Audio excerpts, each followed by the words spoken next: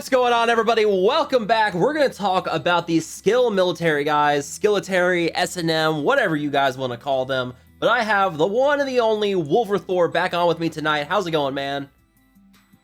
Good. Appreciate you having me back.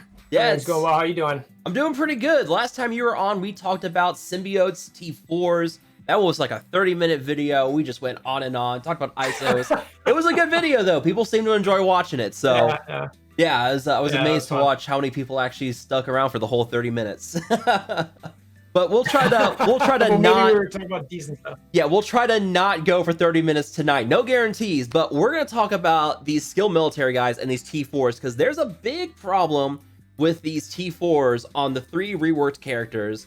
I was talking to Wolverthor about it. He looked at it right before we started recording. And he was like, oh my gosh, you got to be kidding me. The big problem is if you do not have several T4s on these reworked characters, you will not get the skill military bonuses. Like starting off with Punisher, his special and his ultimate, without those T4s, you don't get the transfer of positive effects, the bonus attack. There's nothing like that. I haven't quite seen a T4 with a rework like this before. Yeah, there was. I don't think it was a rework. But there was definitely a T4. You know what? It was Ebony Maw is the one I'm thinking of. It might have been his ultimate, but it was just that you didn't get that ability if you didn't T4 it. You know, and that's how. But it wasn't a rework. It was a new character. So it was like, okay, but so this feels a little nasty. Yeah, I was surprised. Like, if you want the skilletary team to work, you gotta dump a bunch of T4s in them. Like, there's no like 2 ways around it. You have to dump these T4s. And it kind of brings to mind the Avenger rework of recent, where it's a very heavy T4 team, but the mechanics are there even without the T4s. T4s just take it up to a new level. And with that, like, this is just, you just don't get the mechanics without the T4. It's just weird. It feels gross, honestly. Yeah, it does. And you know, it reminds me a little bit of, I don't know if you remember, I think it was Invisible Woman, and I want to say it might have been her special, where unless you T4 it, she doesn't stealth everybody. So it's like, well, what's the point of doing that? And that was really the first time where you saw something that was like, well, that just doesn't work if you don't T4 it. And this is, like I just mentioned, Ebony Maw. Yeah, it does. You're right. It feels dirty. It just kind of, maybe not dirty is, I don't know what the right word is, but we're going to call it dirty. It just, you know, I'd like to see something more where it's like, that's a damage increase. Not that, oh, if you want this team to work together, you got to put in all these T4s. Yeah, and I mean, the same things on Killmonger here. His special, you got to have that T4 too. Otherwise, he doesn't transfer the positive effects. And that's kind of like the big deal that makes this team counter a Marauders, and that's supposed to make it a Marauder counter, is you're stealing that defense up and you're just fueling Killmonger and making his passive go nuts and he's just attacking people. But again, no T4s here, never going to happen. It's just... That's right. So unfortunate. And we've already mentioned 3 there. Yeah, and then we get to Merc Soldier. This one's actually not as bad, but still, without the T4, he doesn't give any military allies that 30% bonus damage. Which, honestly, I wouldn't be surprised if that wasn't a big deal. Yeah. And especially in that Emma counter, which I'm guessing most people who are going to want this team is more focused on that counter than anything. Oh, yeah. And, you know, 30% damage across the board for all your allies. Yeah, you gotta have that. I see myself calling this essential. Yeah, for sure. Yeah, it's I mean, I get that it's just more, but still. Yeah, I mean, you can make the argument that, okay, without this T4, you can at least do a punch down. You won't get the huge damage bonus, but hey, now you can like punch down against Marauder teams. But it's not one you absolutely have to have in order for the team to work. Which is, that's right. Yeah, it's better than the ones we have for Punisher and Killmonger, but still one of those. It's like, it's still kind of dicey. And then, I mean, when I see 30% on a stat gain, for me personally, that's a big jump. You know, especially when it's for all allies.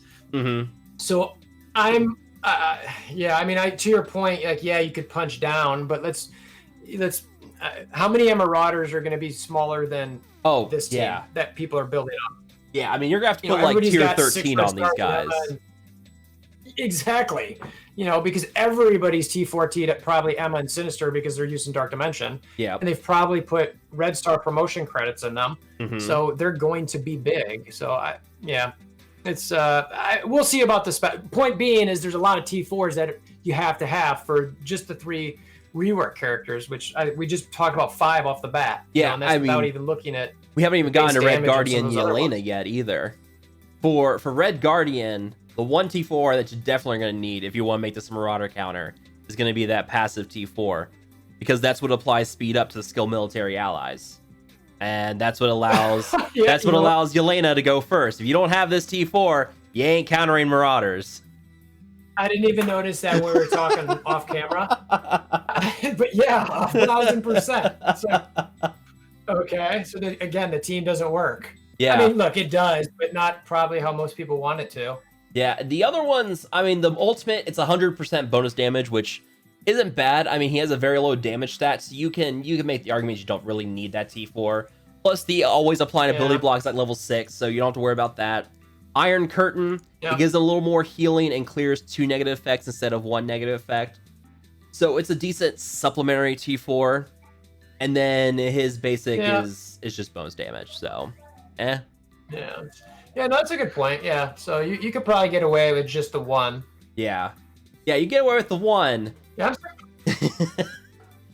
but yeah, I mean, for him specifically. with Elena, that's a different story. You know what's up? Yeah, and before we jump to Elena, you know, you look at his special too, and I do wonder about even though it's only 5% added heal on that, due to the fact that it's across all allies, I would. And depending on how many red stars you have, I might consider that. But yeah, you mentioned Elena. Yeah. So that is true. Yeah, that goes from 15 to 20% healing on his special for him and skill military allies.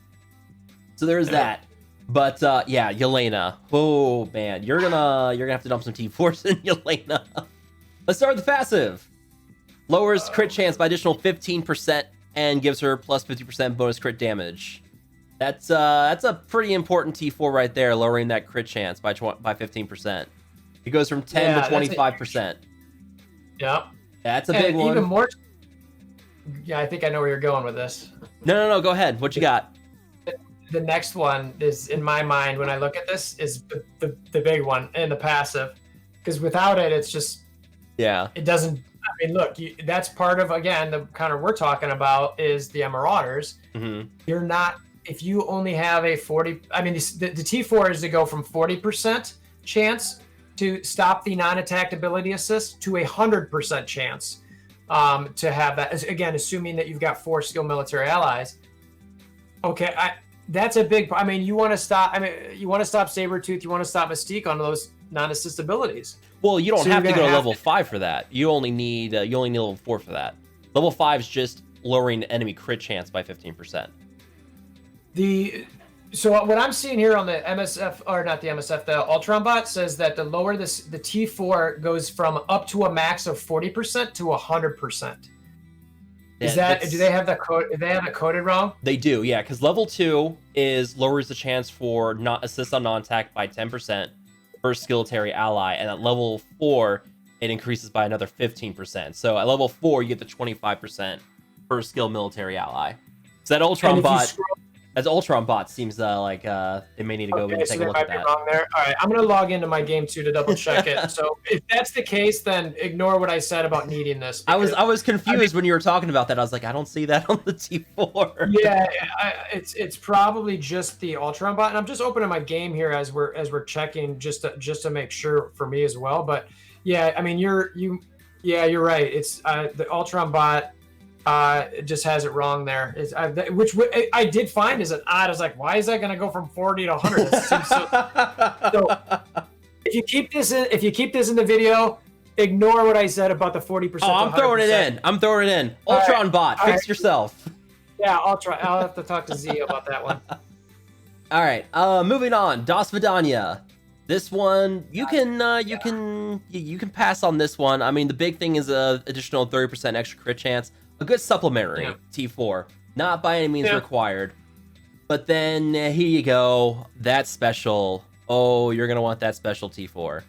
disrupted for 2 turns, up from 1 turn, and gain +2 stealth up to a maximum of 3. Without that, you don't get, you get +1 stealth at level 2, but you're going to want that additional stealth on her to make sure she doesn't get targeted, and that keeps the offense up on her. And yeah, she's going to want that one, because while she has stealth, she has the bonus crit damage that ties back in with her passive as well.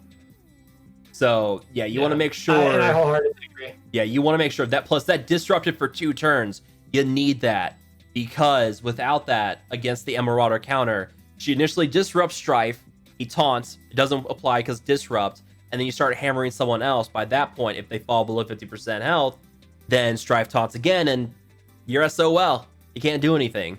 So you gotta have this T4 if you want this to be an Marauder counter. Yeah, I mean, the disrupted alone. Yeah, it's you want it. Disrupt, like 2-turn disrupt. It's up there with a 2-turn ability block. It's important.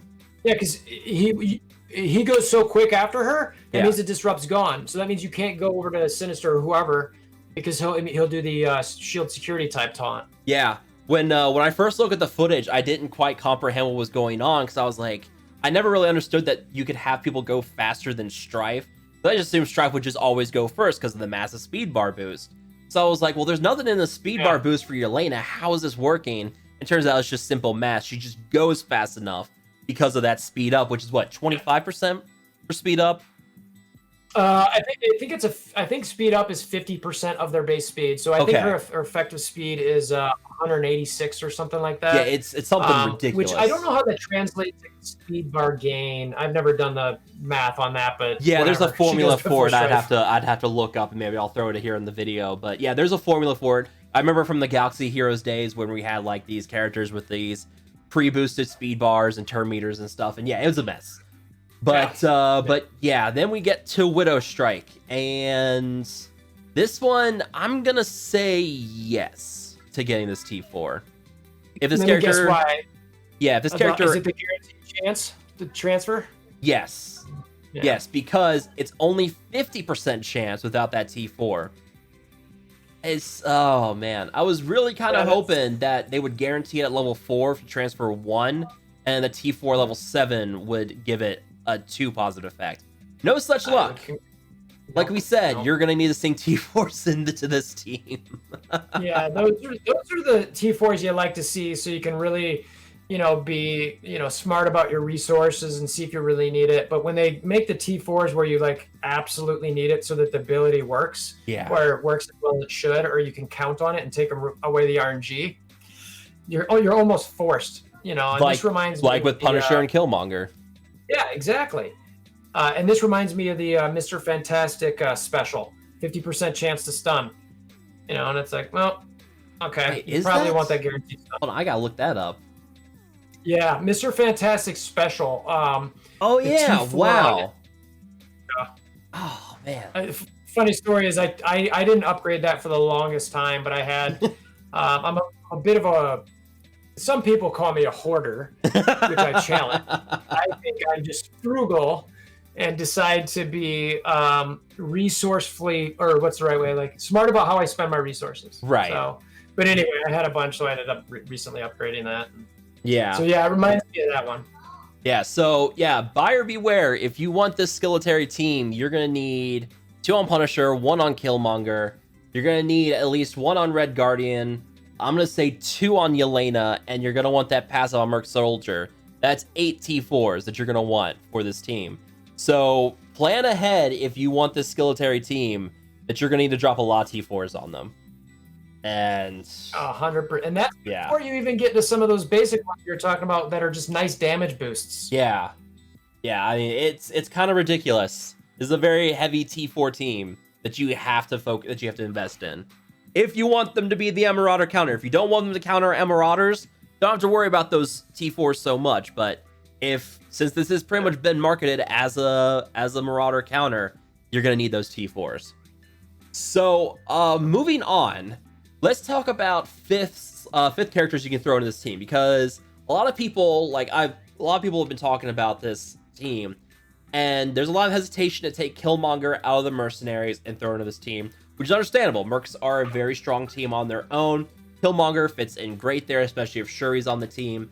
So if you don't want to put Killmonger on this team, who would you recommend throwing into this team? You know, we were talking about this a little bit beforehand, and you know, at first I was looking for other skill military, but there are none. There's skill and there's military, but there's none that have both of those, except for the 5 that we've got here. Now, do remember, so, you know, the passive on Merc Soldier is a damage boost to all military allies, not just skill military. Right. So I would personally look at the military allies, which the ones that we haven't talked about are Captain America, Captain Marvel, War Machine, and Winter Soldier. Yeah. Okay. So first, let's cross off Captain America. I'd say almost 99% certainty of that because he's going to be on some sort of Avengers team unless that gets split up, which I don't see happening anytime soon. No. Captain Marvel, she is kind of a lone duck at the moment. You know, you try to find spots to put her. So I could see her, and then, you know, if you think about what is Killmonger doing for this team, he's bursting down that, outside of copying the positive effect, he's bursting down that that Sinister, but, you know, maybe Captain Marvel might be able to do that, whether with her ultimate or if, you know, there's defense up, then she can use her special to maybe clear it. So, you know, and she obviously has some self-healing. She could survive a bit there. So, you know, I don't mind that. War Machine, no chance. You're not going to break up power armor for bring him over. Winter Soldier, you know, and I know that some people use him on Zemo Hydra teams, which he's not bad. You know, he gives that damage boost to military, right? I think he has a damage boost for military. No, he is just bonus max health of Zemo's an ally, additional crit chance for Hydra allies. Yeah, I think I'm thinking of just the general. I think War in general has a boost for military allies. I could be wrong on that, but for some reason that's in my head somewhere that some military teams just get a general 10% boost, but I could be wrong on that. Well, that's with oh gosh, now I have to look it up. With Captain Marvel, her passive will boost max health and damage for military allies, and that's kind of like that's all I'm thinking. Yeah, that's what I think. That's why the first option for skill military is Captain Marvel, because she synergizes perfectly with the team. Yeah, frankly, if anybody's gonna force me into a decision, it's Captain Marvel, and I'd probably argue that there's not a second choice. So might be able to convince maybe Winter Soldier just because you don't have anybody else, but Captain Marvel to me is the clear 5th. Most people probably already have her at about T14. She probably will work it decently against Marauders as well, with some burst and some potential clearing of buffs. And she has some sustain, and she's fast. Yeah, the one I was thinking about, I mean, we mentioned him with Winter Soldier, Baron Zemo. Zemo is quickly becoming one of those fantastic plug and play characters. He's up there. You plug him in anything, and he just wrecks. Yes. I mean, I've got him at 6 red. The first time I gave him up to 6 red in the Elite store, I was like, yes, please. Nice. Yeah, because he's probably gonna be one of my DD4 characters just because he just absolutely murders.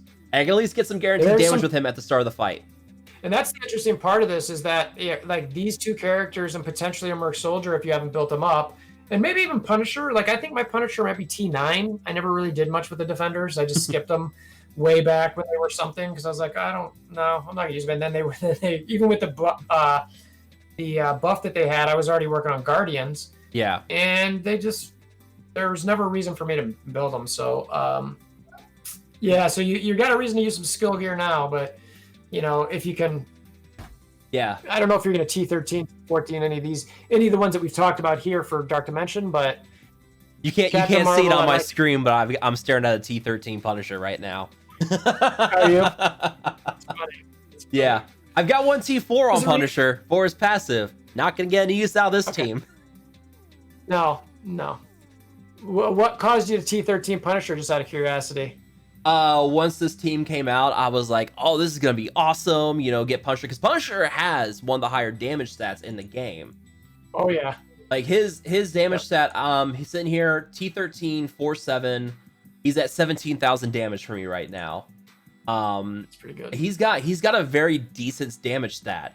So he's gonna be able to wreck, and you're not gonna have to worry about that. Then you get the damage boost in with like Captain Marvel and Merc Soldier, doesn't know, with 45%, or is it 40%? 40 or 45% damage boost on him with those two. I mean, good night. He's gonna hurt.